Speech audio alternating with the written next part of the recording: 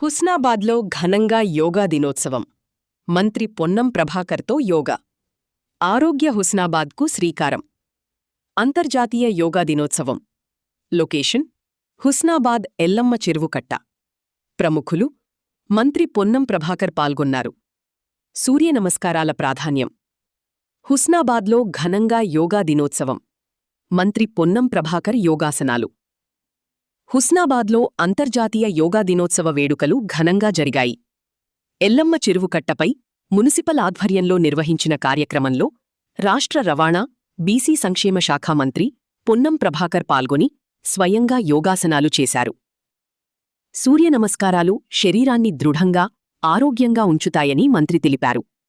యోగా ప్రతి ఒక్కరి నిత్య జీవితంలో భాగం కావాలని, వయసుతో సంబంధం లేకుండా అందరూ యోగా చెయ్యాలని పిలుపునిచ్చారు. ప్రజల్లో అవగాహన పెంచేందుకు సూర్యనమస్కారాల భంగిమల విగ్రహాలను ఏర్పాటు చేసినట్లు తెలిపారు. ఆరోగ్య హుస్నాబాద్, ఆరోగ్య భారత్ నిర్మాణంలో ప్రతి ఒక్కరూ భాగస్వాములు కావాలని మంత్రి కోరారు.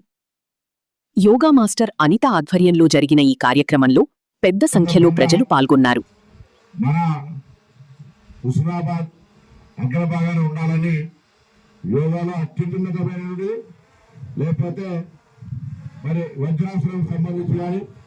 ప్రాణాయామం చేసే సందర్భంలో కానీ అయితే ఈ అందులో ఏముంటుంది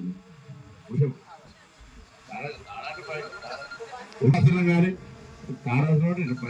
కొద్ది రాజుగారు ఈ విధంగా కంపల్సరీ జీవితంలో ఒక భాగాన్ని చేసుకోవాలి.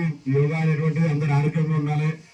ఆరోగ్య హుస్నాబాద్, ఆరోగ్య తెలంగాణ, ఆరోగ్య భారత్ ఉండాలనేటువంటి ఆకాంక్షతోటి మరి ఐక్య హైదరాబాద్లో సిద్దిపేటలో రమ్మన్న హుస్నాబాద్లో అందరికీ కొంత ప్రేరేపితం కావాలి. అందరూ కూడా యోగా పట్ల ఇప్పటికే అనిత గారు యోగా మాస్టర్గా అందరినీ అనేక మందిని మోటివేట్ చేస్తా ఉన్నారు.